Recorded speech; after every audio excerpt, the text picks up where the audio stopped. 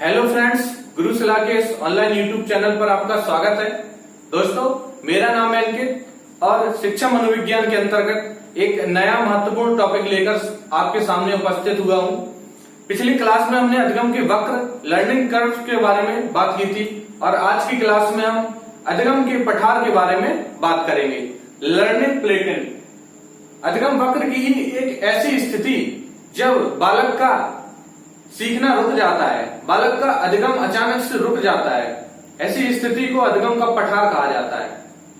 अधिगम का पठार बनता कैसे है, इस बारे में बात करेंगे। उससे पहले हम जान लेते हैं कि पिछली परीक्षाओं में सीटेट हो, यूपी टेट हो या अन्य जो पूछी जाने वाली परीक्षाएं हैं शिक्षक भर्ती से संबंधित, उनमें करीब करीब 10 से 15 बार ये क्वेश्चन पूछा जा चुका है। बहुत छोटा सा टॉपिक है लेकिन क्वेश्चन पूछे जाने की मात्रा इसमें बहुत ज्यादा है, इसलिए हम इसको थोड़ा सा अच्छे से पढ़ेंगे और लास्ट में वो सारे क्वेश्चन मैं आपके साथ डिस्कस करूंगा।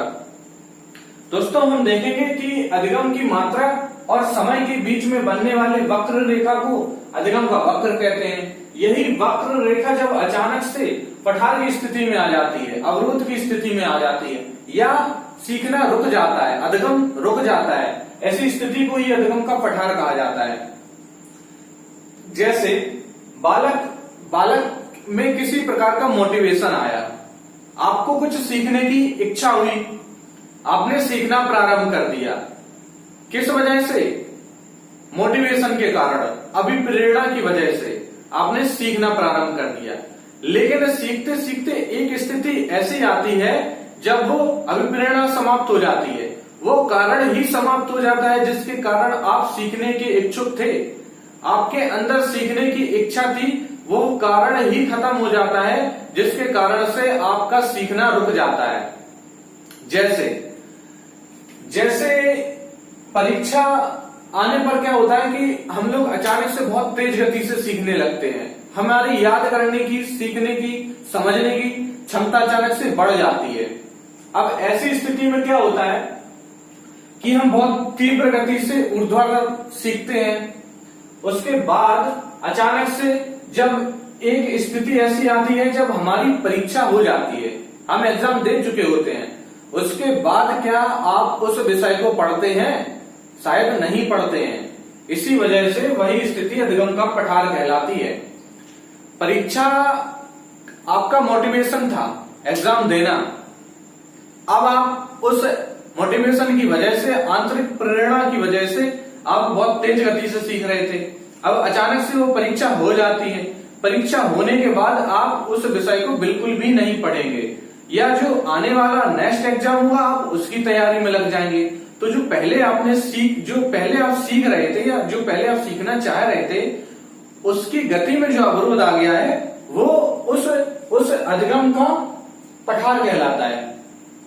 फिर अधिगम का पठार लगातार चलता रहता है। लगातार चलने का मतलब है कि वह स्थिति ऐसी आती है जब आप सीखना बंद कर देते हैं या आपका सीखना रुक जाता है।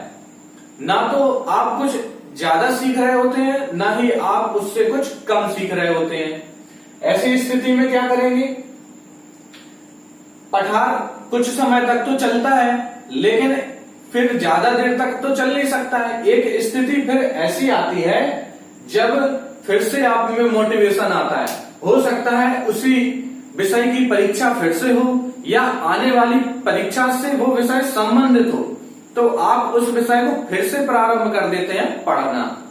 तब क्या होता है, जो आपने पहले जिस गति से पढ़ना प्रारंभ किया था, अधिगम का पठार आने के बाद यदि वही मोटिवेशन आपके अंदर फिर से आता है तो आप फिर से उसी तरह से सीखने लगेंगे और तेजी से सीखते हैं। इसको क्या कहा है? इसको कहते हैं उत्साह या पुनर्वलन। पुनर्वलन का मतलब है कि जो विषय वस्तु आप सीख रहे थे उसमें फिर से आपको उत्साह आया, आंतरिक प्रेरणा आती है जिस वजह से आप बहुत तेजी से सीखने लगते हैं।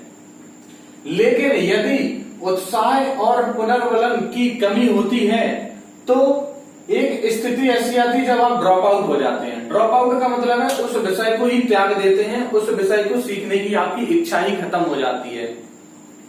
अब ऐसी स्थिति में हम लोग क्या करेंगे कि देखते हैं कि अब जब आपकी सीखने की इच्छा खत्म हो जाती है, आपका मोटिवेशन खत्म हो जाता है, तो ऐसे में अधिगम का पठार बनने लगता है। मतलब सीखने की गति में कोई भी प्रगति दिखाई नहीं देती है। जैसे मोटिवेशन का फिर से प्राप्त हो जाना उत्साह पुनर्वलन के द्वारा सीखने की गति को बढ़ा देता है, और यदि वो मोटिवेशन हमें फिर से नहीं मिलता है तो क्या होता है, विलोपन होने लगता है। विलोपन का मतलब है जो कुछ आपने सीखा है वो फिर से समाप्त होने लगेगा। जितना आप याद कर चुके थे, जितना आप पढ़ चुके थे, जितना आप सीख चुके थे, वो फिर से धीरे धीरे खत्म होने लगता है। और यदि ये स्थिति बहुत अधिक समय तक बनी रहती है तो विस्मृति हो जाती है। विस्मृति का मतलब होता है कि भूल जाना। जो कुछ भी आपने सीखा है, पढ़ रखा है, वो सारा कुछ आप भूल जाते हैं। ऐसी स्थिति को विस्मृति कहा जाता है। विलोपन का मतलब होता है कि भूल जाना। विस्मृति का मतलब होता है आपकी जो स्मृति है उसका खत्म हो जाना। विलोपन का मतलब है जो आप सीख रहे थे उसका धीरे धीरे से सीखना कम होते जाना। अनुबंधन अनुपस्थित नए अधिगम का अभाव मतलब क्या है कि जब आप सीख रहे थे, सीखते समय जब अधिगम का पठार बनने लगता है, कुछ समय के बाद जब आप में उत्साह पुनर्वलन नहीं आता है, नई सीखने की इच्छा नहीं आती है, विषय में रुचि नहीं होती है, तो आपका विलोपन विस्मृति होने लगता है। और क्या होता है, इसका कारण होता है अनुबंधन अनुपस्थित। मतलब अनुबंधन का मतलब होता है कि आप सीख रहे थे परीक्षा की दृष्टि से, एग्जाम के लिए, एग्जाम देने के लिए। अब वो एग्जाम नहीं है, एग्जाम है जो परीक्षा है वो आपका क्या था, अनुबंधन था। और अनुबंधन की अनुपस्थिति में आप सीखना बंद कर देते हैं। यदि वह अनुबंधन फिर से प्राप्त हो जाता है तो आप फिर से सीखना प्रारंभ कर देते हैं। किस वजह से, अनुबंधन के कारण। और यदि वो अनुबंधन अनुपस्थित रहता है तो आप विस्मृति को प्राप्त हो जाते हैं।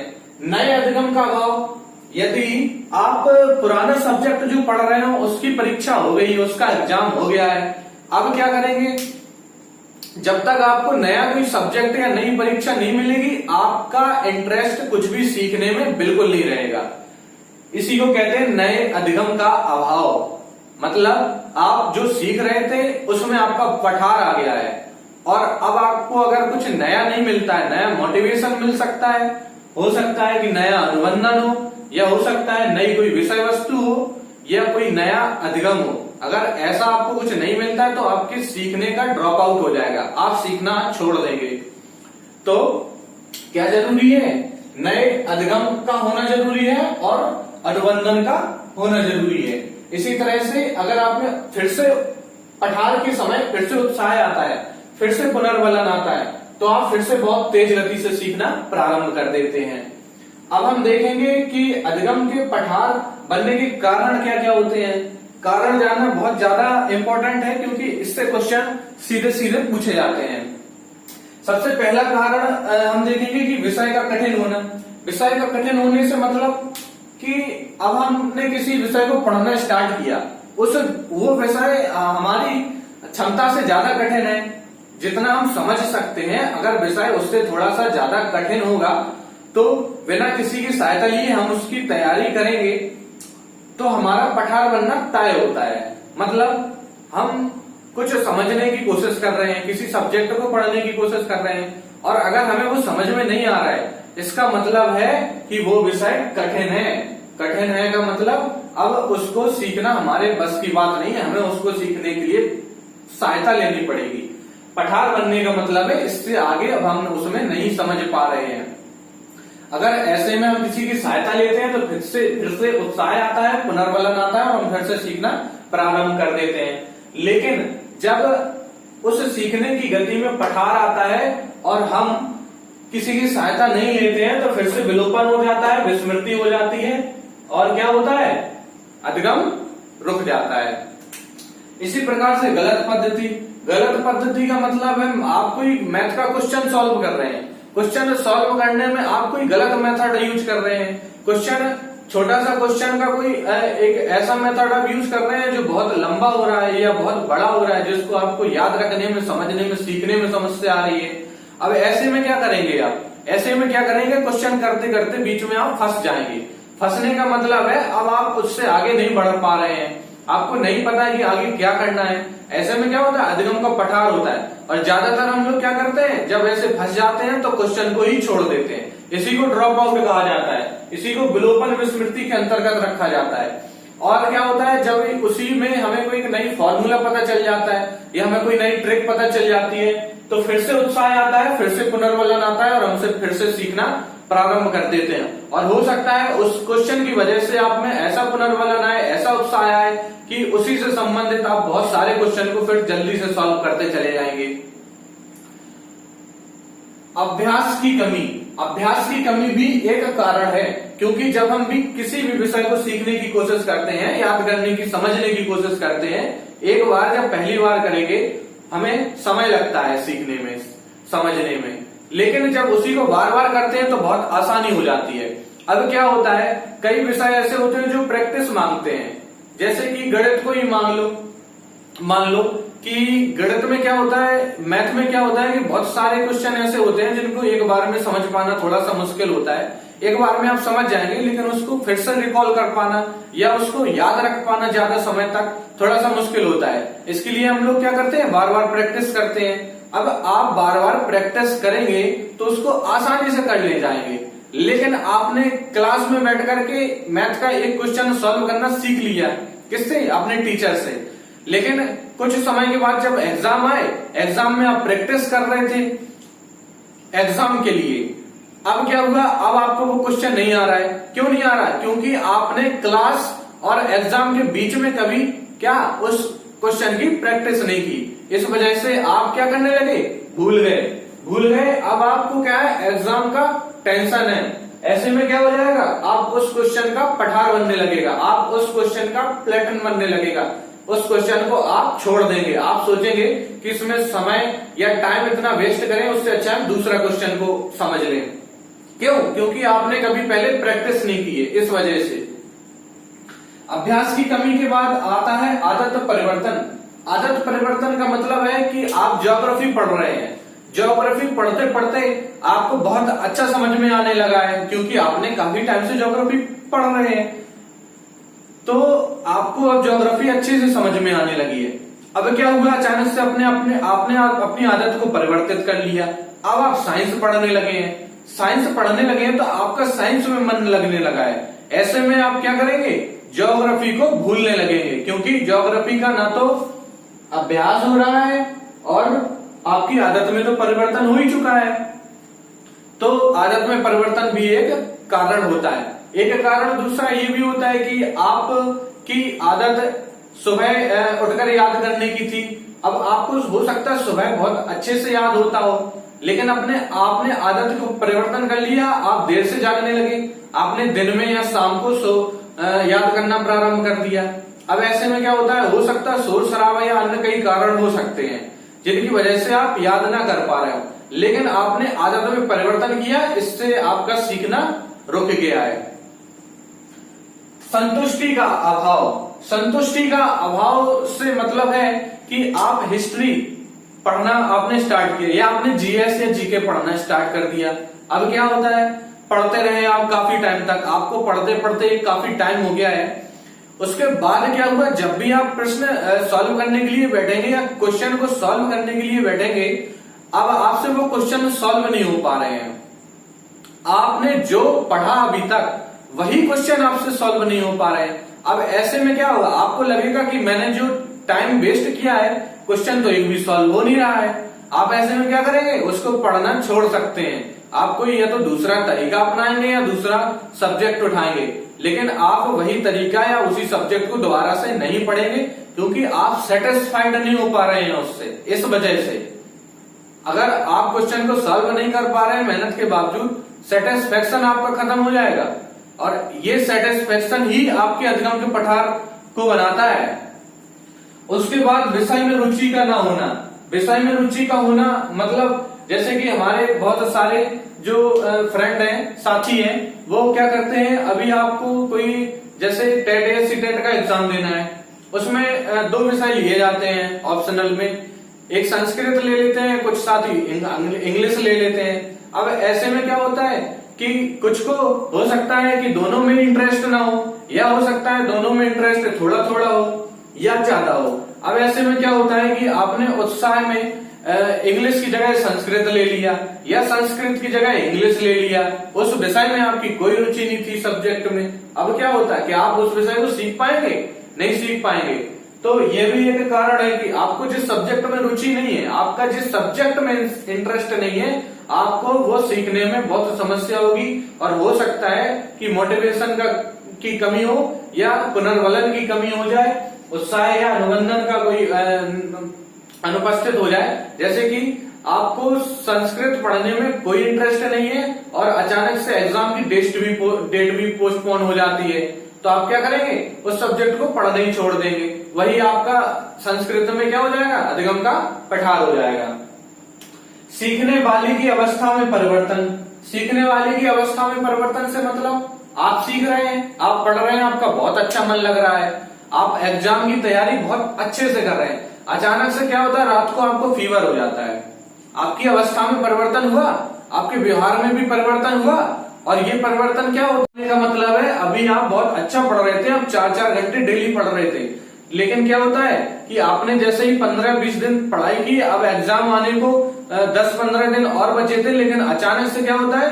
आपको बहुत तेज फीवर हो जाता है, आपकी तबीयत खराब हो जाती है। ऐसे में क्या करेंगे? आप आराम करेंगे, और आराम करते समय क्या होता है? आप जो सीख रहे थे वो वहीं पे रुक जाता है। जितना आपने सीखा था आप वहीं रुक जाते हैं, ना आपकी गति ऊपर होती है और ना ही आपकी गति नीचे जाती है, ना ही आप कुछ नया सीखते हैं और ना ही आप कुछ भूलते हैं। ऐसी स्थिति अधिगम का पठार कहलाती है। सीखने वाले की अवस्था परिवर्तन के बाद आता है शारीरिक व मानसिक स्वास्थ्य। शारीरिक और मानसिक स्वास्थ्य भी वही है जैसे कि शरीर का स्वास्थ्य, बीमारी, थकान, और मानसिक स्वास्थ्य मतलब मानसिक रूप से स्वास्थ्य। जैसे कि शारीरिक स्वास्थ्य के बारे में हमने बात करी, और अब हम बात करेंगे मानसिक स्वास्थ्य। मानसिक स्वास्थ्य होता है कि जब आप कुछ सीखना चाह रहे हैं और सीखते सीखते अचानक से क्या होता है? आप याद कर रहे हैं, बैठे बैठे पढ़ रहे हैं, अचानक से आपको कोई दुख भरी खबर मिलती है, कोई आपको ऐसी सैड न्यूज मिल जाती है जिससे क्या होता है? आपकी दिमागी हालत बिगड़ सकती है।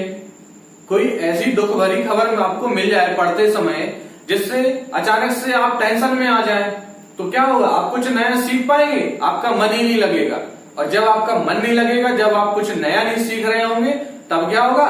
वो लर्निंग प्लेटर्न हो जाएगा, आपका अधिगम का पठार बन जाएगा।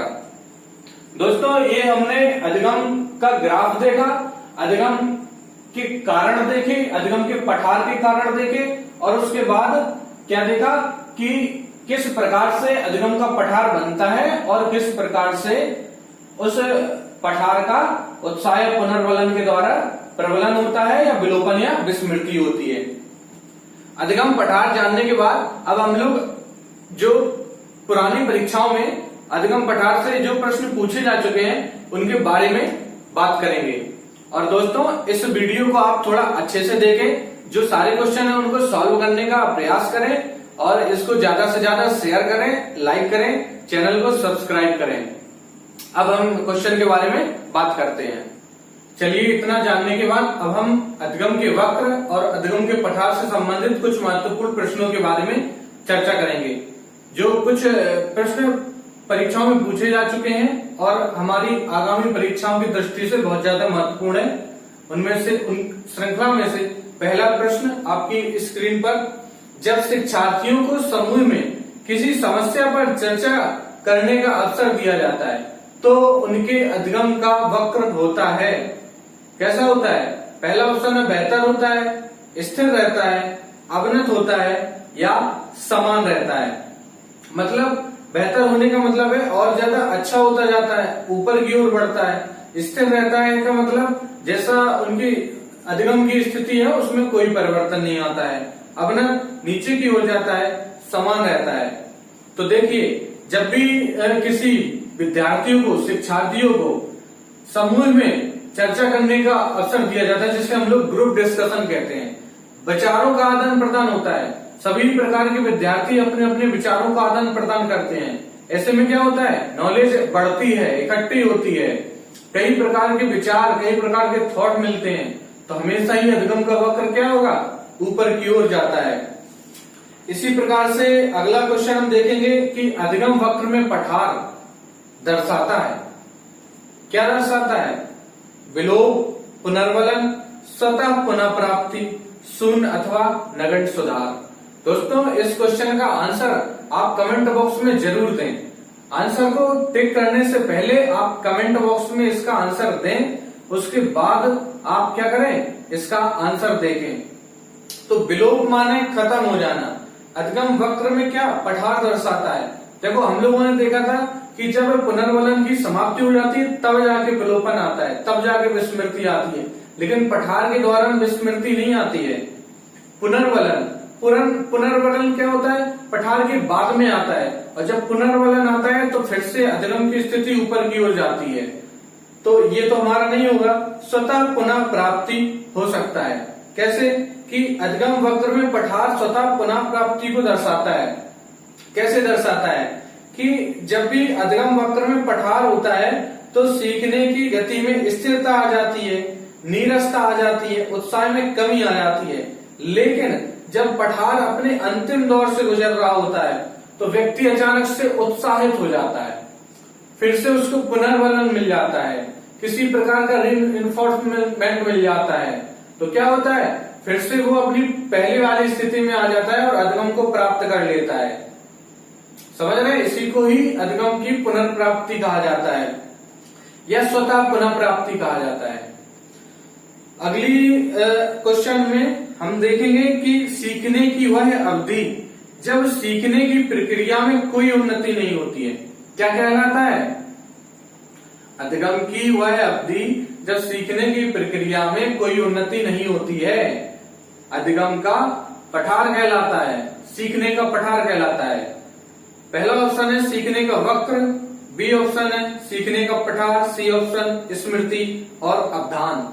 सीखने का वक्र हमने देखा था कि उन्नति और अवनति से संबंधित है, जबकि सीखने का पठार क्या है? जब कोई भी उन्नति ना हो, अचानक से सीखना रुक जाता है, उसे ही सीखने का पठार कहा जाता है।